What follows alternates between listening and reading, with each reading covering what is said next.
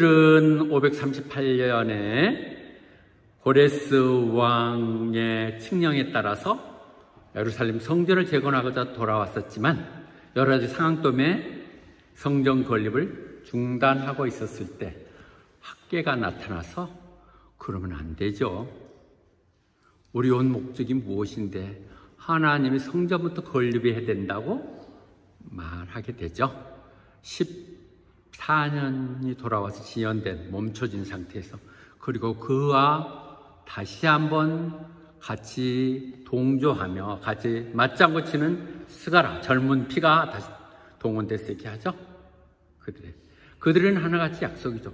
성전이 건립됐을 때 하나님은 지금부터 너희들에게 복을 주겠다고 말씀하셨고, 또 그래서 우리는 지난 연합예배 때 드렸었지만 그때 그들의 하나님 축복을 바라본 사람들이 우리도 그 하나님 찾아가서 그분 만나서 그 전능하심을 힘입어 우리가 변화받도록 하자.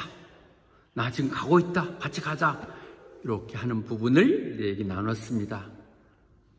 그러나 그렇게 하고 나서 지금 스가랴서 8장과 9장가에는 40년 정도의 인터벌이 있습니다. 40년도 지났거든요. 오시겠다는 메시아, 세상을 뒤집히는 놀라운 일들이, 축복들이 일어나도 약속했었지만 실제 그들은 포로에서 돌아왔지만 아직까지 속국으로 페르시아에 있는 상황이고, 주변 국가들은 끝없이 위협을 하고 삶은 척박이 짝이 없고, 그들 마음속에서 말라기에서 얘기하는 불평들이었겠죠. 우리가 이러려고 여기 왔던가. 너무 제가 적나라하게 얘기한다고 여러분 다 소화할 거로 믿습니다. 하나님 섬기면 뭐해? 아무 필요 없잖아. 하나님 시킨 대로 해갖고 우리한테 얻어지는 게 뭐야? 뭐 가서 울고 불고 해봐야 아무 해당이 없었다고 이렇게 불평하고 있는 상황에서 다시 한번 스가랴를 통해서 말씀이 전해지고 있습니다. 전혀 그래서 1장에서 8장까지 이어질까 전혀 다른 부분이거든요. 그때 얘기하죠. 기뻐하라. Rejoice greatly. 크게 기뻐해라. 시온의 딸들아. 여기 시온이야. 다음에 예루살렘의 딸들아. 이는 구원된 하나님의 사람들. 그러나 지난 연합회 때 제가 얘기했죠. 우리는 여기에 예루살렘이라고 쓰고 우리 해석은 호바트라고 있고, 그 다음에 시온이라고 얘기하면 그것은 호바트 순복음교회로 우리가 받아들이는 것으로, 호바트에 살며 순복음교회 온 여러분들 정말 기뻐하세요. 보통 아니라 greatly rejoice 하세요. 왜요? 당신의 왕이 오고 계십니다.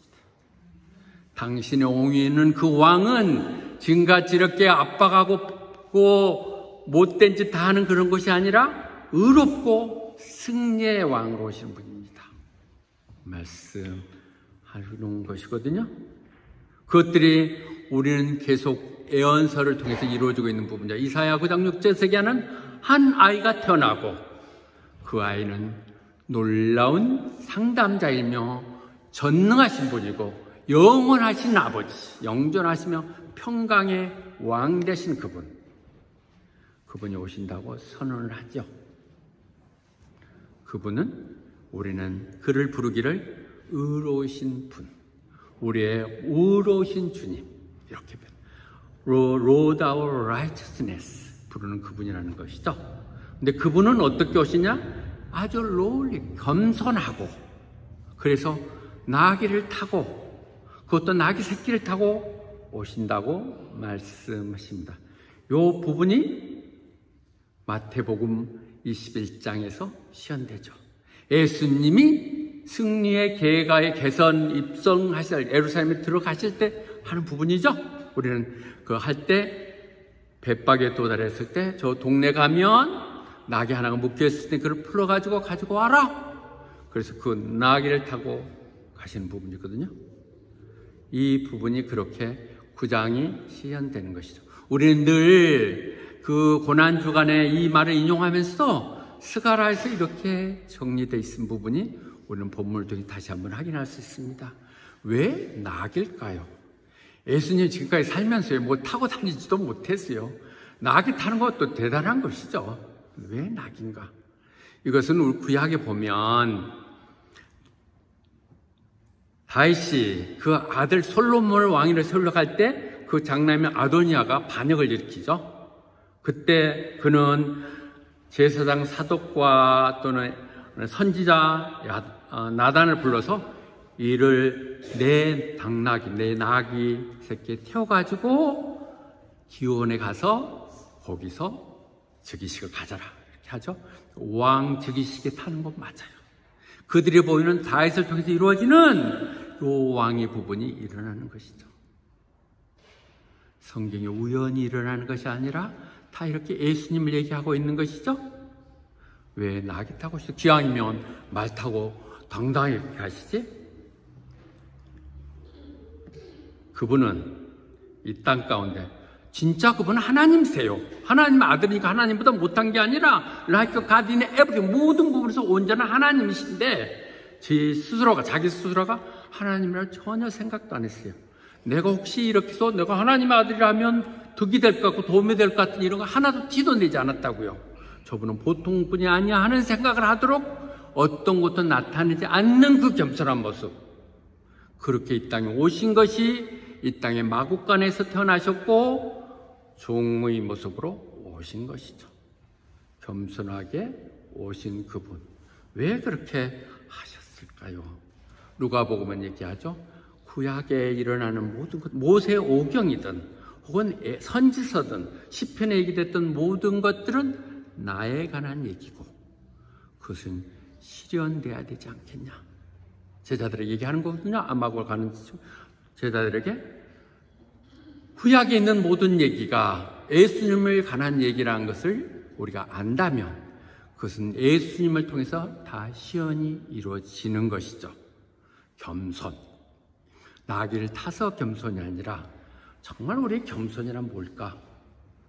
하나님이 원하시면, 하나님의 방법이면 우리가 아까 얘기했던 것처럼 내 생각 다 접어놓고 하나님이 뜻이 나를 통해서 이루어지도록 순종하며 가는 것.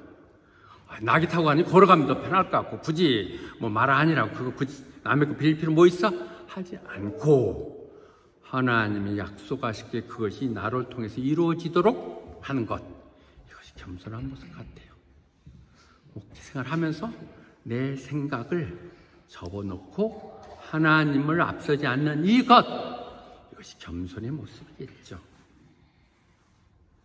그래서 9장 그렇게 해서 주님이 초림 오신 부분을 얘기하고 있거든요. 끝나고 오는데 9절과 10절은 또 완전히 다른 얘기입니다. 10절은 내가 그때 모든 전쟁 무기들을 완전히 없애겠다고 얘기하죠. 여기서 에브라임과 예루살렘을 얘기했거든요. 북이스라엘과 남유다를 여기 함께 얘기하죠. 한민족으로 얘기하죠. 그들을 모두 다 없애서 이 땅 가운데 평화를 선포할 것이다. 그래서 이 세상 전부를 다스리겠다. Rule all the world. Rule of 아닌데 잘못했군요. 예, 어떻든 하나님은 이 땅 가운데 평화를 선포하시겠다는 것이죠. 평화가 이루어졌나요? 지금 더 요란스럽잖아요, 내용들이. 이것은 주님이 다시 오실 밀레니움을 얘기하고 있습니다. 그럼 왜 한 성경에서 이렇게 8절과 9절이 다르냐? 예언이라는 게 이중성이 늘 얘기했죠? 저 멀리서 보면 저 땅 끝, 거기만 올라가면 끝날 것 같으면 그 밑에 다시 계곡이 있고 또 다시 이루어지는 이중성들. 가까운 얘기였지만, 예, 우리는 지금 교회 시대를 살고 있지만, 이를 지나서 다시 한번 뉴 밀레니엄과 가는 다른 얘기들을 지금 하고 있는 것입니다. 그때가 되면 이 땅 가운데 무기들을 생산적인 걸 쓰겠다는 것이죠. 저 핵무기 개발 활동으로 배고픈 백성들을 먹이고 키우며 가겠다는 것이죠. 그들이 무기, 칼을 다 갈아가지고 쟁기를 만들고 창을 갈아서 보습, 이런 호미 같은 것을 만드는, 그렇게 해서 다시는 전쟁 노름, 전쟁 훈련 안 하겠다는 것이죠. 군대만 안 가도 얼마나 편해. 군대만 이렇게 하시겠다는 거예요. 그 날이 약속하시는 부분을 말씀하십니다. 이렇게 하나님 계획이 있는데 이런 얘기를 듣고 하면 as for you, 너는 이런 상황 속에서 너는 특별히 나의 언약의 백성이라. 내가 그래서 너희들을 물 없는 웅덩이에서 건져냈다고 얘기하십니다. 예, 생수가 없는 것, 물이 없으면 그냥 빨라도 물이 없으면 그냥 죽잖아요. 그죠? 물이 오틀리스, 물이 없는 그 버려진 그곳 속에서 내가 언약의 피로 내 백성으로 내가 삼아서 너희들을 꺼냈다고 말씀하고 계시죠. 이것이 우리 구원이고 용서인 것이죠. 이사야서는 같은 맥락에서 이 부분을 이렇게 설명하고 있죠. 내가 너와 언약을 체결할 텐데 그것은 내가 세상 가운데 빛이 되게 한 것이다. A light for the Gentile. 세상에 빛이 된다는 거예요. 예수를 모르는 사람들이 알 수 있도록 새로운 세상이 있음을, 그것을 끝나지 않음을, 더 웅동성의 그인들을 건져주는 일을 하라고 너희들을 보냈다고 얘기하고 있습니다. 구원받은 자들의 소명입니다. 이것은 우리는 창세기에서 보면 그 형제들이 질투해갖고 요셉을 그 물통에 집어넣었던 이 부분을 생각할 수 있을 것입니다. 어떻든 이렇게 성경들은 같이 인용되면서 얘기되고 있죠. 그래서 너는 그렇게 구했대. Return to your fortress. 이제 내게 돌아오라고. 너희 안전한 항구, 안전한 곳으로 오라고 얘기하죠. 소망에 갇힌 자, 소망으로 꼼짝달싹부터 붙들린 너, 내가 다시 한번 또 얘기하는데 내가 갑절로 갚아줄게. 내 말 좀 들어. 그렇게 하고 안 된다는 거 알잖아. 매번 해봤었지만 그런 것이 아니야. 네 생각 그런 거 따지지 말고 내게 오라. Return to your fortress. 너희 오라고 얘기하는 것이죠. 1장 3절 시작할 때도 스가랴서를 얘기할 때 그래요. Return to me and I will return to you. 그냥 하는 것이 아니라 전능하신 하나님, 나한테 오라는 것이죠. 나한테 가까이 하면 내가 너한테 가까이 하겠다는 것이고, 네가 나하고 함께 있다는데 뭐가 문제가 되겠느냐. 내가 그렇게 얘기하시는 것이죠. 그것이 시편에서 얘기하는 것들이죠. 우리가 시편을 얘기할 때 당신만이 He alone is my rock and my salvation. 당신만이 나의 반석이시고 나의 구원 되십니다. 그분이 나의 요새 포트리스, 그분이 나의 요새이기에 나 흔들리지 않겠습니다. 고백하는 것이죠. 그렇게 하면요, 이렇게 우리 오늘 본문에 안 읽었지만 이렇게 하나님께서 그날에, 지금 약속이 된 그날에 너희들 전부 다 구원하시겠다. 하나님 약속이에요. The Lord will save them on that day. 그날에. 그렇게 되면 그들은 어떻게 된다고요? 그들 가운데서 왕관의 보석처럼 빛날 것이라는 것이죠. 이 땅에 우리가 호박 땅에 살고 있지만 우리는 그들과 달라요. 이 땅 가운데 보석 같은 존재들이에요. 하나님 시각에서 정말 우리는 보석 같은 것이고, 그분 말씀하셨죠. 내 애플, 내 눈동자 같다고 생각하셨던 그분, 눈동자라고 얘기하셨죠. 그런 사람들이 attractive and beautiful. 나는 attractive라면 다 늙어가지고 이 말이 참 좋아요. 전도는요, attractive예요. 뭔가 저 사람 보면 매력이 있고, 저런 사람하고 같이 한번 신앙생활 하고 싶고, 이런 것들이 우리가 가져야 되는데, 사람으로 되는 것이 아니라 하나님이 성령이 함께 하실 때 내 가운데 기쁨이 넘쳐나고, 그것은 내 삶 가운데 나타날 때 그들이 그 매력적인 모습을 보며 아름답게 그들이 오는 것이죠. 그렇게 되면 하나님이 나만 아니라 내 자녀들도 축복하신다는 거예요. 모든 소산물들 통해서 풍성하게 넘치면 너희 자녀들이, 너희 딸들이 다 평강을 누릴 것이라고. 방법 달리해봐. 내가 진짜 해결책이야 하고 말씀하시는 것이죠. 그래서 그런 누구를 건들면 내가 가만히 안 두겠다고 요새니까 바이니까 말씀하시는 것이죠. 나는 히브리 이걸 설명하는 6장 18, 19절이 너무 좋아요. 하나님이 전지전능하신 딱 못하는 두 가지가 있어요.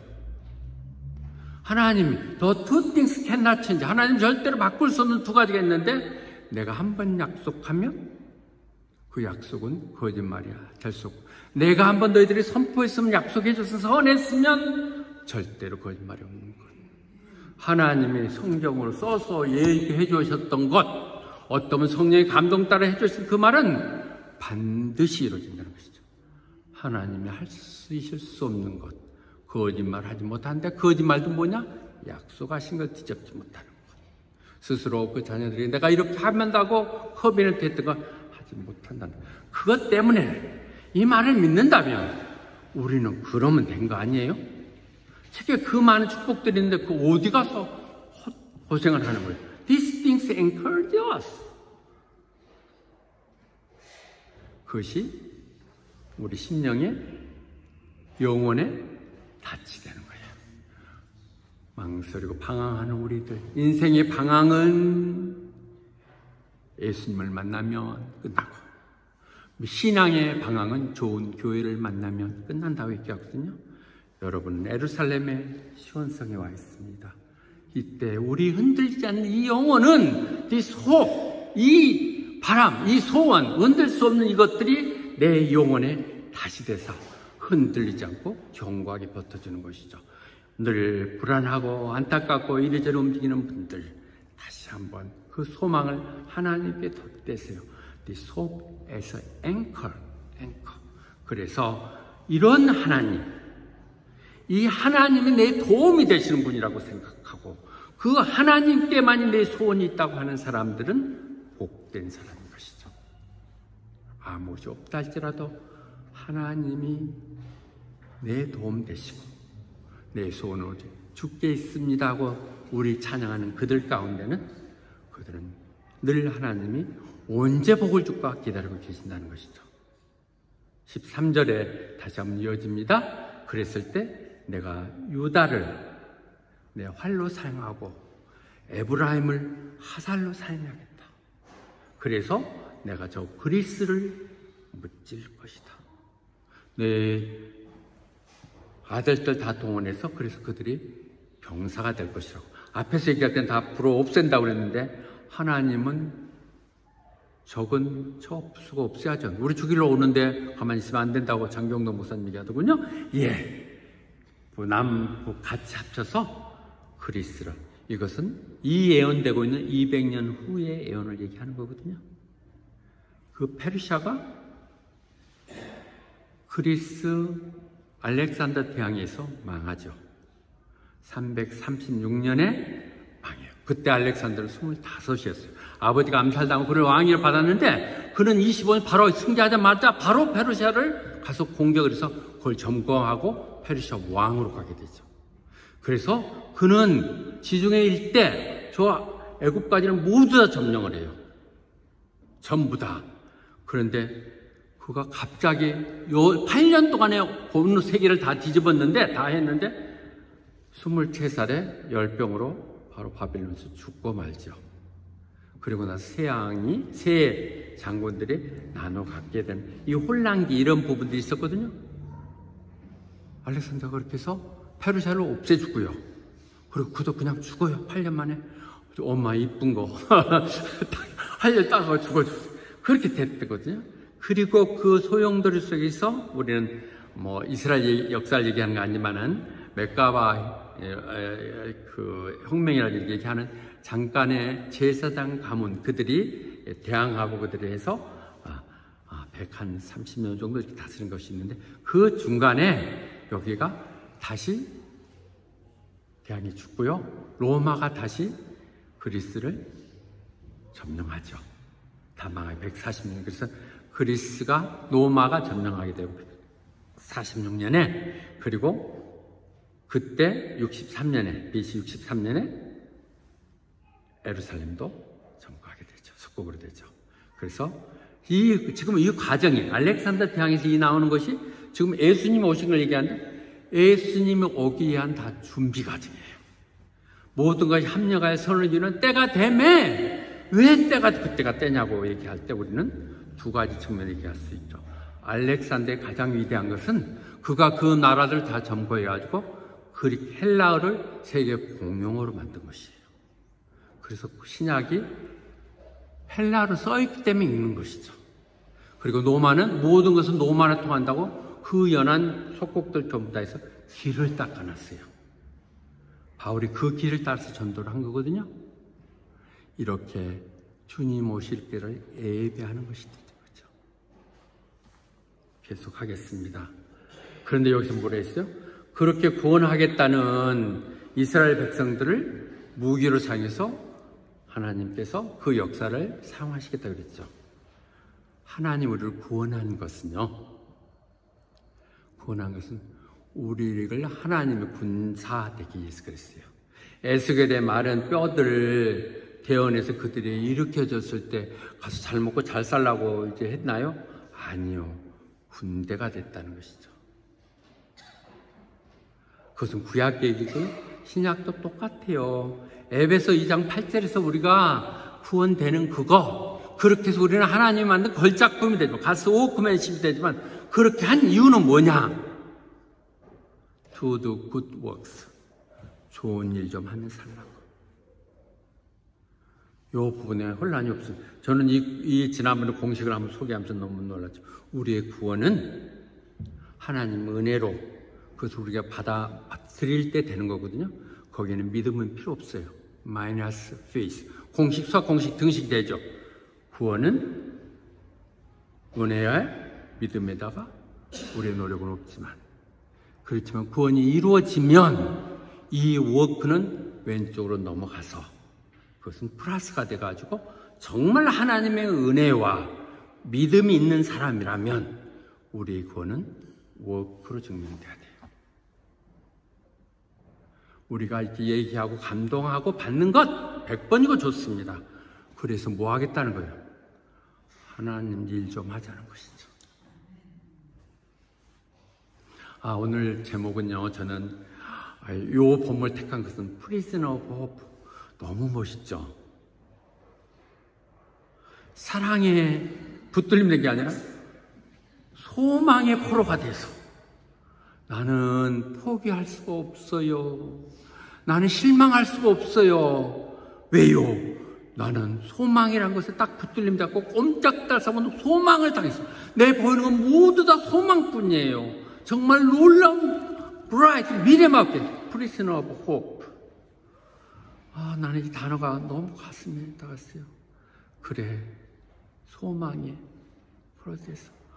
어떨 수도 없는 그런 것들이죠. 우리는 그래서 베드로전서 3장 15절에 분명히 그렇게 얘기하잖아요. 구주를 예수 그리스도를 너희 주로 삼고, 주에 있는 사람들이 당신 뭐 하려고 이렇게 열심히 교회 다니고 교회 봉사하고 바보야? 그렇게 얘기할 때 말할 수 있는 이유를 준비하는 거야. 내가 이렇게 사는 이유, 내 신앙이 무엇인가를 The reason for the hope 얘기할 수 있어야 된다는 것이죠. 야, 너 그것도 몰라? 근데 이단자고 이렇게 하지 말고, but do this with gentleness and respect. 그런 부분 내가 좀 얘기할까? 커피 한 잔에 사면서 얘기를 늘 할 수 있도록. 물어보는 자들에게 전도하러 간다고 뭘 갖고 전도해요? 우리 교회 한번 와봐? 그것도 좋은 표현이지만 그 이유를 얘기하자는 것이죠. 우리가 이 소망에 포로된 이 소망이 무엇인가를 늘 얘기할 수 있도록 하자는 것이죠. 포로가 무엇인가.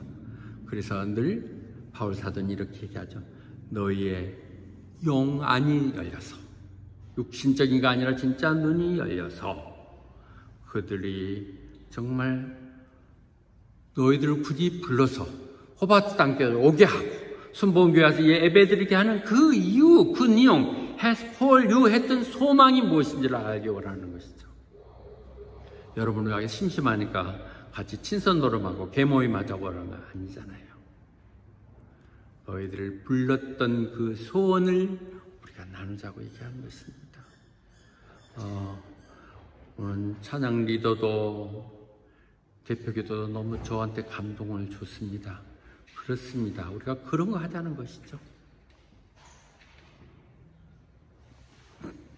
그래서 이 소망에 붙들림 됐던 성경에서 세 인물의 얘기를 잠깐 나누도록 합니다. 다윗은 그렇게 얘기하죠. 세상 돛없이 다 그림자같이 흩어지는 것.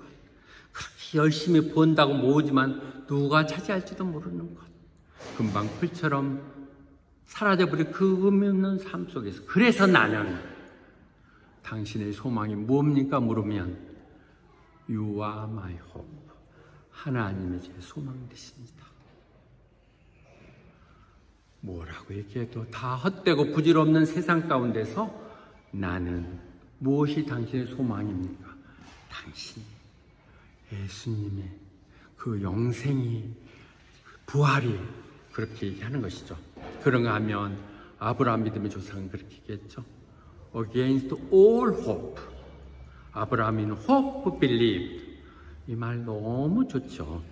주위 환경을 바라보면 도저히 소망이란 없고 다 끝난 것 같고 죽을 것 같은 그런 속에서도 여전히 나는 소망 가운데서 믿고 간다는 것이죠. 왜? 하나님이 약속하셨으니까. 약속은 변할 수가 없으니까. 그것이 소망이니까. 그분의 어떤 약속이 내 소원이고 소망이기에 하나님 너는 세상에 많은 사람의 아버지가 될 거라는 그 믿음을 믿었기에 전혀 절망 속에서 그는 믿었죠. 그래서 그는 이삭을 낳고 믿음의 아버지가 된 것이죠. 여러분들을 소망을 가로막는 게 어떤 것들입니까? Against all hope, but you surely believe in hope. 하십시오. 그런가 하면 바울 사도는 그렇게 얘기하죠. 예, 아그리파 왕한테 가서 얘기하면서 그러죠. 내가 이렇게 붙들렸고 당신 앞에서 이렇게 제 치료 당하고 이런 것, 내 소원 때문에 그렇습니다. 그거 나 혼자 받는 게 아니라 우리 조상 때부터 계속 얘기했던 메시아가 이 땅에 오셔서 그분이 우리의 영혼을 살리시고 영생으로 가고 있는 그분, 부활이 있어야만 가능하고 부활 때문에 이것이 검증된 이 부활을 믿는다는 것 때문에 내가 이렇게 붙들려 그렇습니다. 부활, 여러분이 죽어있는 생명을 살리는 그 부활, 그것은 영생으로 가는 것이고 그것은 이 세상이 이거로 끝나지 않는다는 얘기기에 우리의 소망은 더 높게, 더 영원한 것으로 가야 될 것입니다. 결론을 얘기 드리겠습니다. 기억하십시오. 그분이 말했으면 반드시 그대로 됩니다. 그래서 우리는 성경을 얘기하는 거예요. 그분이 하라고 했으면 내가 하든 안 하든 그 결실은 그분 말씀대로 됩니다. 그분이 말하신 것, 그분이 되는 것이거든요. 그래서 이사야서는 다시 한번 얘기합니다. 나는 처음부터 끝까지 일어날 일을 다 알고 계십니다. 전능하신 하나님, omniscient God, 세상 모든 걸 다 들어보시는 그분은 나는 처음부터 끝까지 먼 훗날 일어날까지 다 알고 있는 사람이에요. 알고 있는 하나님이시오. 나는 다 알아. 모든 걸 다 알아. 그래서 얘기하는데 내가 목적하는 내 뜻들은 반드시 이루어지는 것이고 그것 내가 할 거야. 하나님의 방법만 이루어집니다. 그러니 우리가 다른 데서 애써 수고하는 건 헛된 것이죠. 효경 집사님 그렇지? 어떻게 우리 입 안 맞췄는데 그 말이 그 말인 것 같아. 예, 하나님의 뜻만이 존재합니다. 겸손하게 왜 하나님 이러시면 안 되죠. 나한테 그럼 내가 얼마나 우리 아까 얘기했던 그들처럼 이스라엘 백성처럼 내가 어떻게 하나님 시키는 대로 나 아들 안 온다고 그랬는데 나는 이렇게 와가지고 말이야 그 성전 짓는다고 이렇게 하고 다 했는데 이게 뭡니까? 그렇게 얘기할 수 있지만 아니야. 내가 너와 함께 할 것이고 반드시 내 뜻은 이루어질 거야. 지금 하는 부분에서 이루라고 얘기하신 것이죠. 이 말씀을 믿는 것, 그것이 믿음입니다. 우리의 믿음의 가장 위대한 선포, 네 믿음대로 될지어다. 믿으시나요? 믿음대로 될지어다. 아멘.